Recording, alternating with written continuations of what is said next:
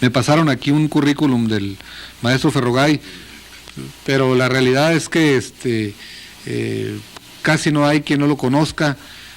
Ha sido maestro de muchas generaciones, somos muchos los que nos honramos en haber sido sus alumnos en diversos niveles, desde la preparatoria o la profesional, y bueno, baste decir solamente que es maestro emérito en la Universidad Autónoma de Ciudad Juárez, y que ha contribuido a formar a muchísimos estudiantes, muchísimos profesionistas en el estado de Chihuahua y en otros lugares de la República, y también en su país de origen, Italia. Sin más preámbulo, pues vamos a empezar estas conferencias con la participación del maestro Ferrogay, quien nos hablará sobre el conocimiento filosófico, y pues le cedo a él el uso de la palabra. Gracias.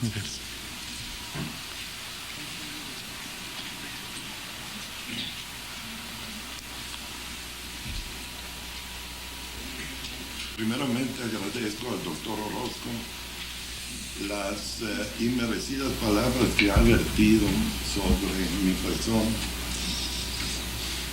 En segundo lugar, quiero decir que no sé si a los promotores de este evento se le haya ocurrido también, pero a mí me parece que una semana sobre el conocimiento científico empieza muy bien con unas cuantas reflexiones sobre el pensar filosófico.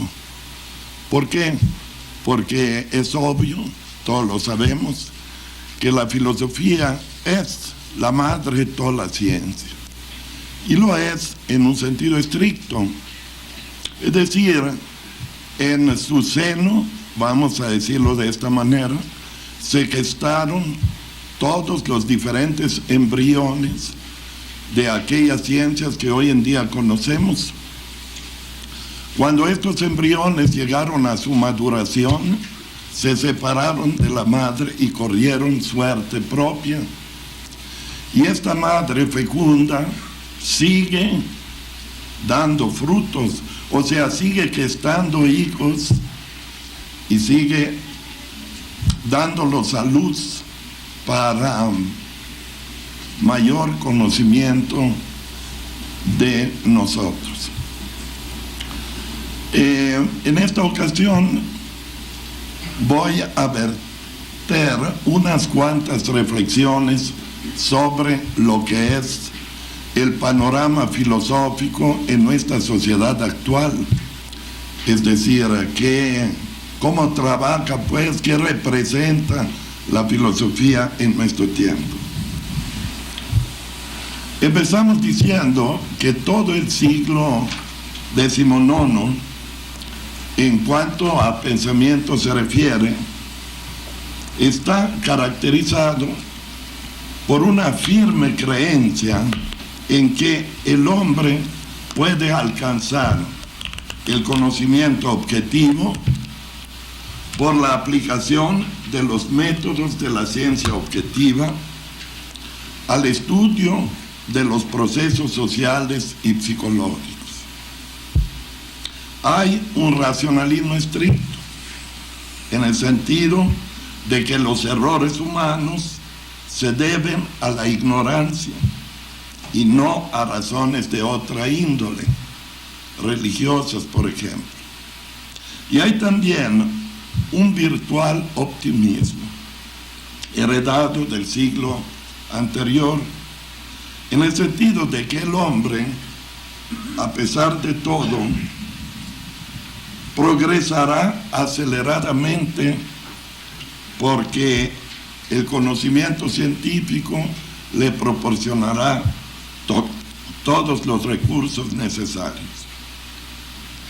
Este optimismo decimonónico, el más cercano a nosotros, constituye un eslabón de las alternas vicisitudes de optimismo y pesimismo histórico que se han dado en el transcurso de nuestra civilización, desde el movimiento sofista hasta las concepciones de Comte y Marx, quienes encararon el conocimiento científico desde el punto de vista de la utilización que debía hacerse de él para que no se perdiera su propósito esencial, es decir, el beneficio para el hombre.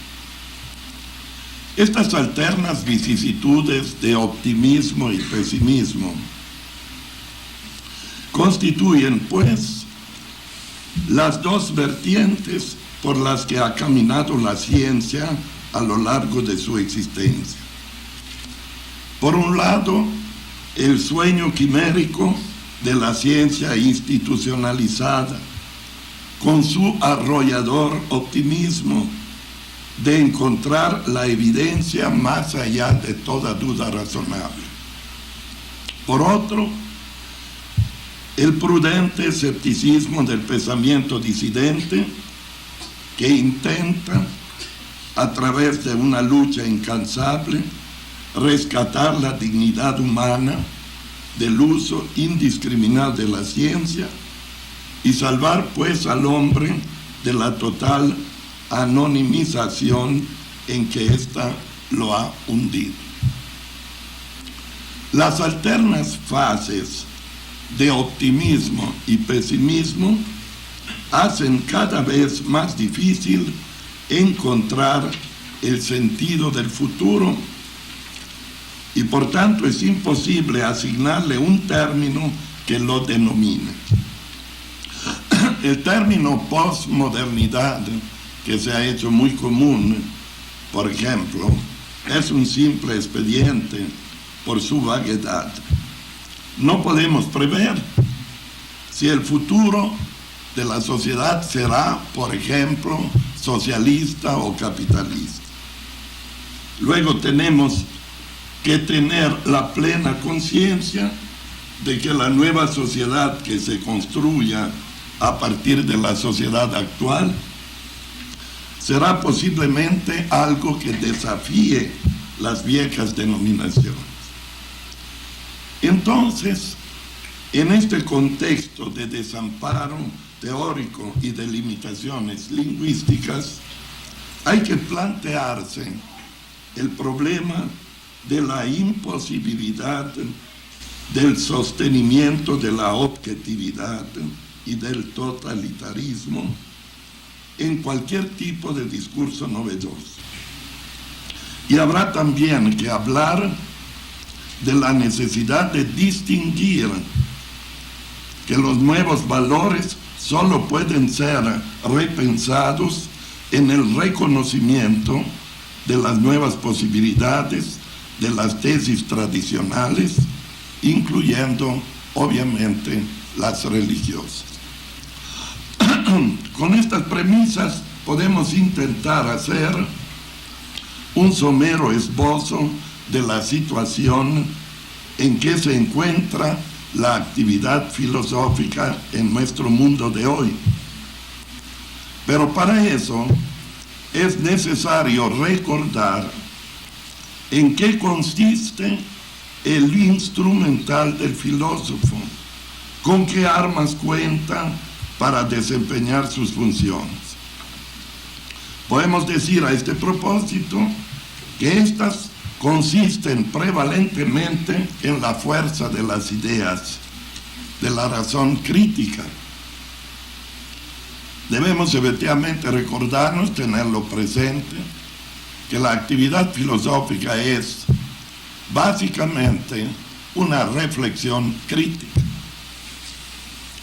Esta fuerza debería poder impedir, o por lo menos esforzarse en hacerlo, la génesis y la afirmación de toda concepción dogmática, acrítica, aproblemática, que es el presupuesto y la expresión del espíritu de intolerancia característico de toda sociedad cerrada y estática, que constituiría la negación de aquella libertad de conciencia y de pensamiento que debería manifestar toda filosofía auténtica.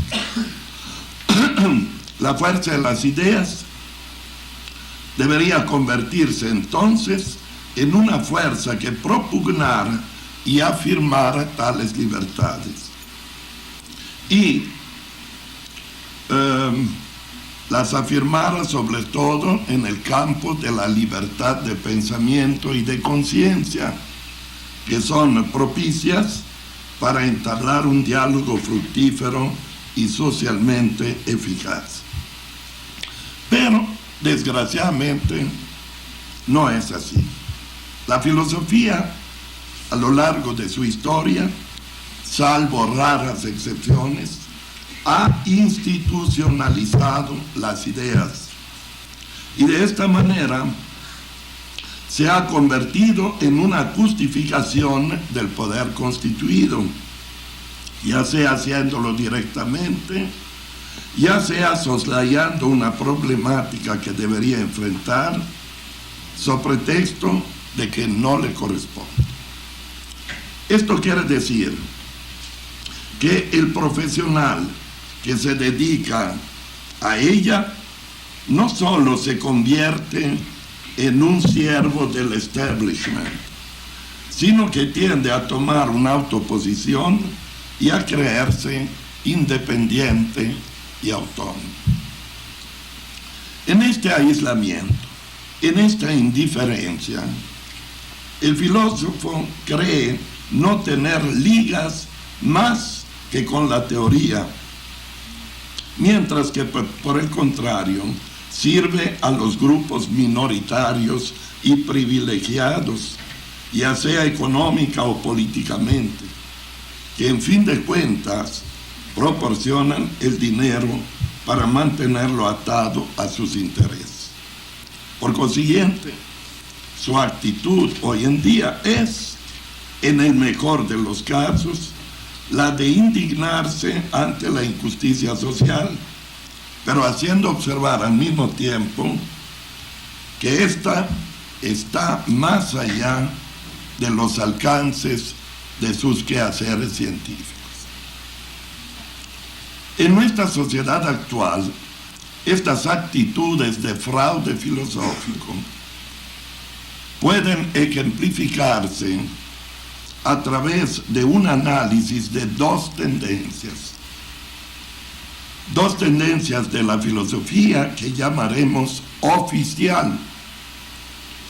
La tendencia neopositivista y la que, si antes del derrumbe de los países pseudosocialistas se llamaba marxista ortodoxa, hoy en día puede llamarse simplemente izquierdista.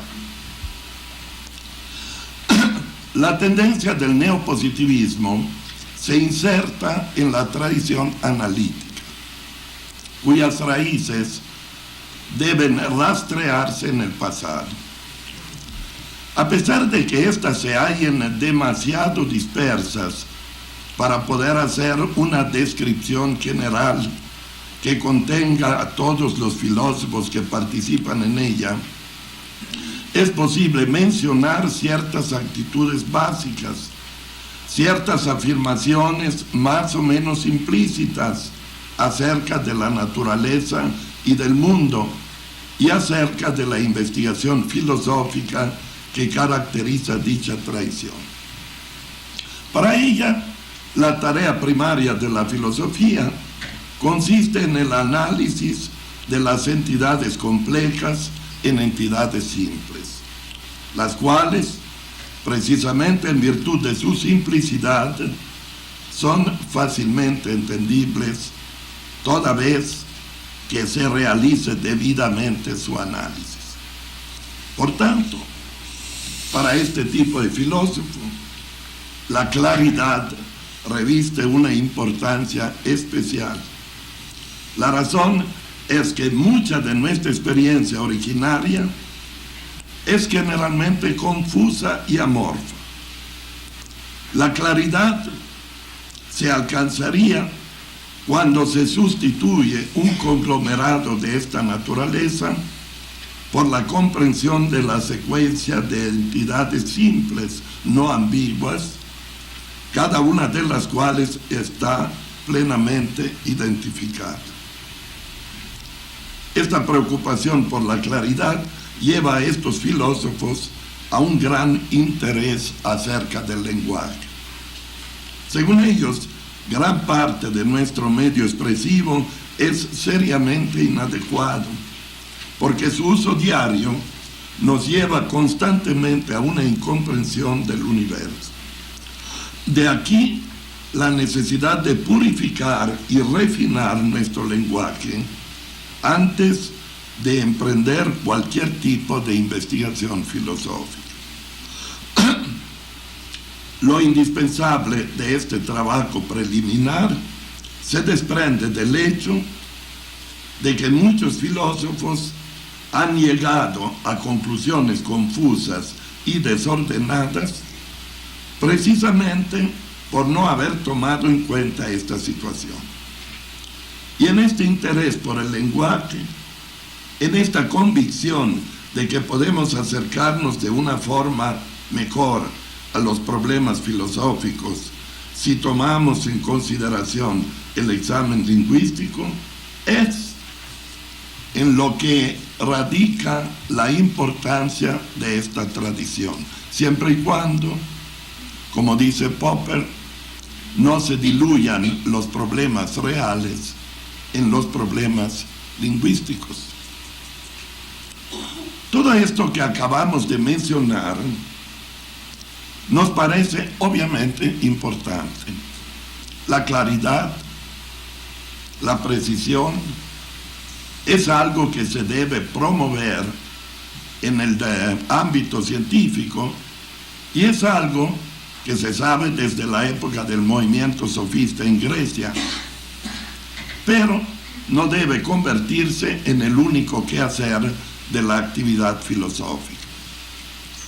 Los pensadores de la tradición analítica se interesan poco por lo que nosotros entendemos por proceso.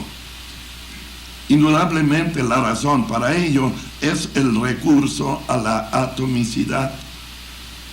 Las últimas entidades simples no están sometidas a cambios internos, son lo que son. Y si las cosas son lo que son, la tarea del filósofo es simplemente la de clarificar su naturaleza. Ahora bien, toda esta enorme simplificación de la filosofía tiene como resultado un desinterés absoluto por la problemática social, con su correspondiente correlato de desvinculación histórica. Se interrumpe, pues, el diálogo con la tradición. Entonces, las exageraciones de esta tendencia se manifiestan en una postura muy cómoda. El filósofo se encierra en su torre de marfil, pero a través de sus aparentes ejercicios de retórica,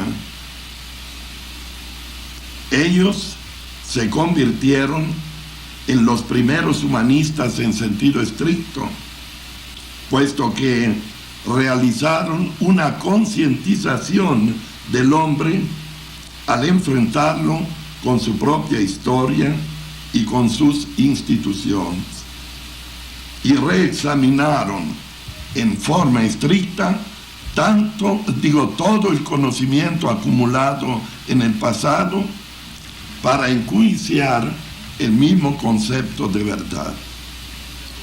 Alcanzaron además una plena independencia frente a la tradición oficial, sobre todo en el campo religioso, en donde estaba identificado para el pueblo, lo que todavía es cierto en nuestros días, el sentido ético y social.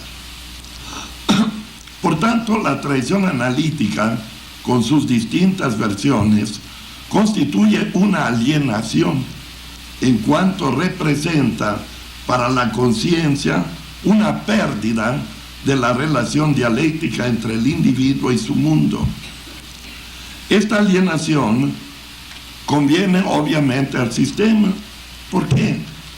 Porque distrae a los intelectuales y a los que no lo son de sus quehaceres reales, y lo hace inteligentemente, puesto que logra confundir de una manera aparentemente científica la importancia de la problemática humana, ocultando o minimizando sus verdaderas prioridades.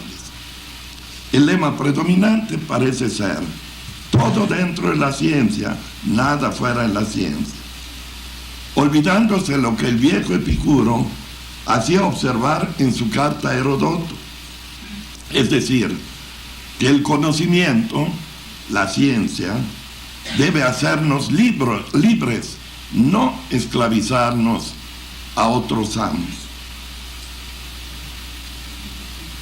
Pasemos ahora al marxismo ortodoxo.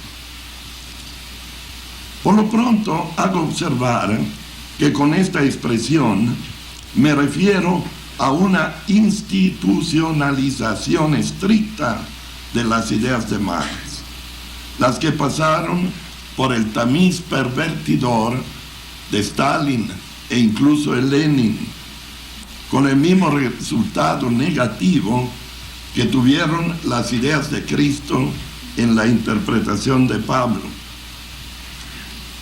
Me refiero pues a aquel marxismo que se convirtió paulatinamente en una nueva religión, intolerante de cualquier disidencia. Aquel marxismo que se perfilaba ya en tiempos del mismo Marx y que le hizo exclamar a él: yo no soy marxista. En este sentido, el marxismo, que había nacido como una filosofía subversiva, pierde su carácter disidente y pierde también la posibilidad de ver con precisión y claridad cuál es el núcleo rescatable y cuáles son las desviaciones que se deben corregir. En su oficialidad, el marxismo ortodoxo tiene mucho de la intransigencia de la Iglesia. Se pierde demasiado tiempo en analizar la ortodoxia en lugar de conferir importancia a la ortopraxis. Esta situación impide pues el desarrollo del espíritu crítico y del carácter revolucionario y transformador que Marx había asentado en la famosa tesis 11 sobre Feuerbach. De aquí que exista un rasgo común con la tradición analítica. También el marxismo ortodoxo es dogmático. En ambos casos se considera la existencia de un conjunto de verdades inalterables a las que debe adaptarse la realidad y no viceversa. Asumir pues la postura que el pensamiento del hombre debe seguir el cauce de la ciencia natural, cosa que obviamente es imposible. Ya Gramsci, un grandísimo marxista, en su tiempo había criticado duramente esta postura, este socialismo oficializado en nombre de Marx, pero sin conocer su pensamiento auténtico y genuino. Un socialismo tercamente empeñado en sostener teóricamente principios confusos y en ocasiones contradictorios. Un socialismo listo siempre a entablar diálogos comprometedores con el poder establecido. Las manifestaciones más aparatosas de esta situación la presentan la gran mayoría de los así llamados partidos de izquierda, con su nula contribución a la solución de los problemas sociales. Hasta aquí, pues, el panorama de la filosofía oficial, ejemplificada en estas dos tendencias, que no son las únicas, obviamente, son dos tendencias paradigmáticas, dos tendencias de las cuales podemos asumir cuál es el objeto de la filosofía consagrada. Ahora, estas dos tendencias, que deberían ser, por sus orígenes y su plataforma, antagónicas, son, en el fondo, parecidas, porque implementan de diferente manera el mismo tipo de alienación fundamental en una serie de actividades que no se ajustan a la realidad. Esta es, pues, la cara de la filosofía oficial. Ahora bien, si echamos un vistazo a la otra vertiente del pensamiento filosófico contemporáneo, nos encontramos con un panorama multivariado, cuya característica fundamental es todavía una falta de coordinación que permite que las actividades correspondientes se encaucen hacia una unidad de propósitos y de esfuerzos.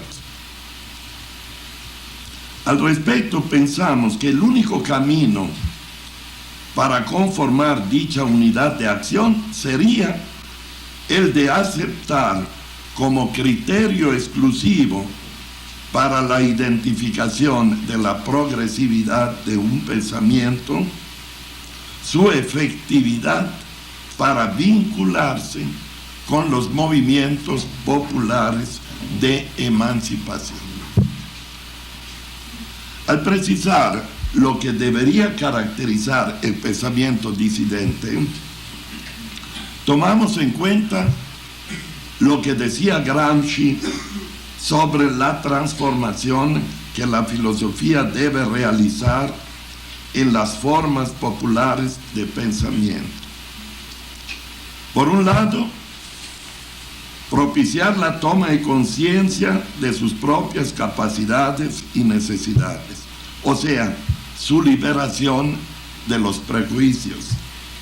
Y por el otro, promover la elevación del sentido común a niveles en los que éste esté en condiciones de participar en la conformación de un proyecto de sociedad en el cual se establezca un nuevo orden social, una reforma intelectual y moral.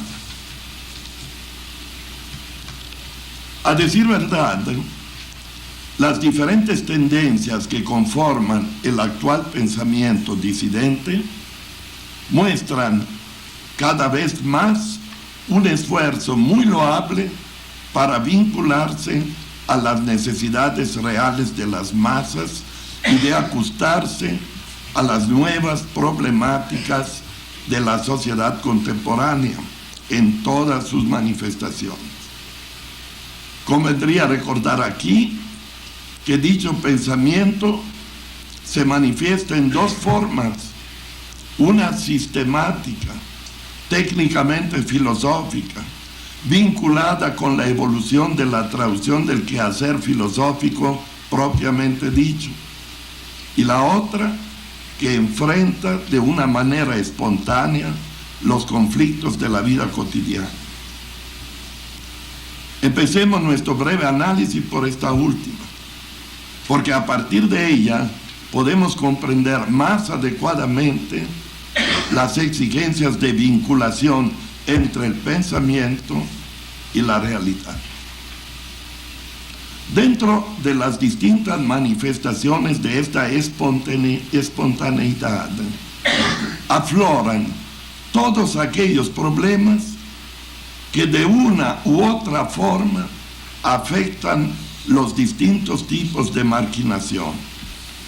Los problemas que afectan, por ejemplo, la ecología, los jóvenes, los estudiantes, las mujeres, los ancianos y en general los que tienen que ver con la falta de participación de la gente en la toma de decisiones que conciernen la vida misma, así como los que proceden de la dominación de los diferentes tipos de imperio y de los mecanismos implementados a nivel local para su sostenimiento. A nuestra manera de ver, este pensamiento tiene dos características. En primer lugar, está disperso, es decir, no existe una vinculación entre sus diferentes expresiones. Cada interés es monístico y no entabla un verdadero diálogo con los demás. En segundo lugar, todos estos distintos tipos de manifestación ignoran los sistemas intelectualizados, esto es, los que constituyen verdaderas filosofías de la disidencia. En una palabra, sus posibilidades de abrir frentes amplios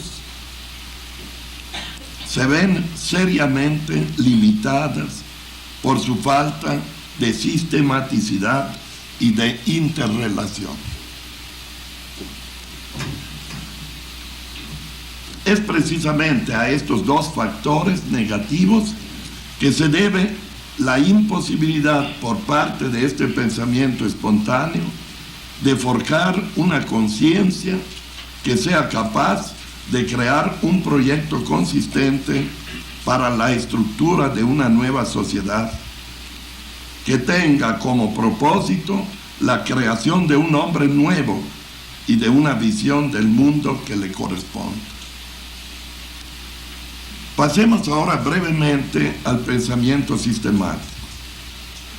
En este campo, a pesar de que existan corrientes más adecuadas para la transformación social, ningún sistema puede reclamar la exclusiva de la conducción de los movimientos liberadores en América Latina, más que el encuentro que se ha producido entre el cristianismo y el marxismo en tales movimientos. En efecto, debemos decir que el marxismo ha sido el principal introductor a nivel mundial de la utopía revolucionaria, y añadir que en su vertiente heterodoxa ha intentado adaptar sus principios a las necesidades particulares de cada país, y al hacerlo ha producido siempre movimientos dirigidos a la conformación de dinámicas liberadoras. Por otro lado, hay que destacar el hecho de que precisamente aquí, en América Latina, se ha producido el diálogo fructífero entre marxismo y cristianismo, que ambas ortodoxias consideraban a todas luces imposible. Este diálogo ha sido posible no tanto por las relaciones entabladas de carácter teórico, sino por su encuentro con la realidad. Entonces, en este continente, la acción alienadora de la religión se ha visto aparejada en casos históricamente concretos por una acción desalienadora. Esto mismo habría que repetirse para el marxismo en su vertiente heterodoxa, la cual se ha despojado de sus tendencias dogmatizantes y burocráticas. El fruto más relevante del encuentro que acabamos de mencionar es ciertamente la así llamada filosofía de la liberación, con su correlato teológico. Este proceso de conformación de una nueva visión del mundo y su correspondiente idea de hombre, nos manifiesta la necesidad de que el pensamiento teórico más elaborado se vincule estrechamente tanto con el sentido común como con las bases religiosas del pueblo, para promover su elevación hacia formas superiores de conciencia. Finalmente, podemos decir entonces que en estas más altas formas de conciencia convergen siempre dos movimientos: el de la transposición del diálogo de la tradición filosófica consigo misma hacia el diálogo con la problemática vigente en que se dan dichas formas. Este es un movimiento de descenso que se conjuga con otro de ascenso, en el cual la conciencia generada en los movimientos de liberación entabla un diálogo con la tradición. Este panorama, aún incompleto, que presentamos, nos hace pues inferir que el pensar filosófico se manifiesta y se ha manifestado siempre desde que apareció en el escenario cultural de Occidente en dos vertientes: una especulativa, estrictamente teórica, desvinculada totalmente del quehacer fáctico, fundamentada generalmente en las ciencias formales; la otra, que intenta gravitar alrededor de la problemática compleja del hombre, que rehuye de las elucubraciones, que no le interesa tanto teorizar sobre la naturaleza humana como buscar, y a veces desesperadamente, qué se puede hacer realmente para incrementar el bienestar del hombre, para dignificar su vida fuera de los esquemas intelectualoides y demagógicos, una vertiente filosófica que se desarrolla desde el luminoso humanismo de los sofistas hasta Gramsci y sus seguidores. Desde otro punto de vista, estas dos vertientes se identifican, por un lado, con la filosofía oficial, sostenedora y justificadora de los intereses hegemónicos del poder constituido, y por otro, con la filosofía disidente, luchadora e incansable por los derechos de los marginados y excluidos. En este sentido, podemos intentar esbozar las siguientes conclusiones. En primer lugar, pensamos que no se puede hablar de una filosofía ni de una historia de la filosofía concebida fuera de la historia propiamente dicha. La historia de la filosofía latinoamericana, por ejemplo, debe pensarse en términos de su vinculación con la historia de los movimientos de liberación, y no solo con sus relaciones tradicionales con el pensamiento desarrollado por los países hegemónicos. A este propósito, convendría mencionar que si bien en este continente no se desarrolló nunca un pensamiento sistemático del nivel de un Hegel o de un Marx, sin embargo, no podemos ni debemos pasar por alto las importantes contribuciones que se dieron por las manifestaciones de socialismo, liberalismo y positivismo en este contexto sociopolítico.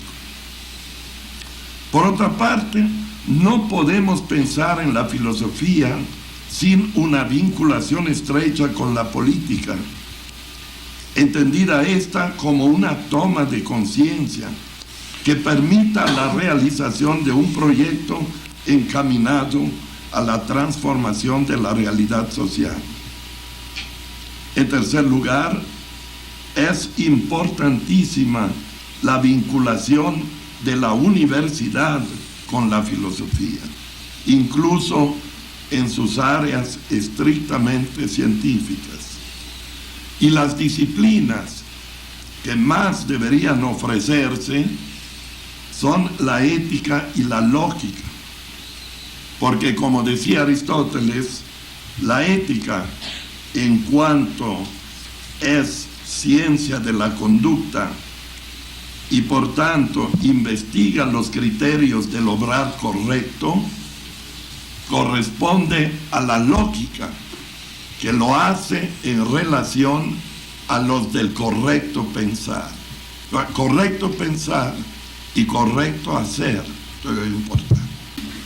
Lo común, ¿verdad? Digo, así sin pensar. Pero yo pienso que aquí en América Latina, los más cercanos, pues, a esta visión de la verdadera filosofía, como intentamos...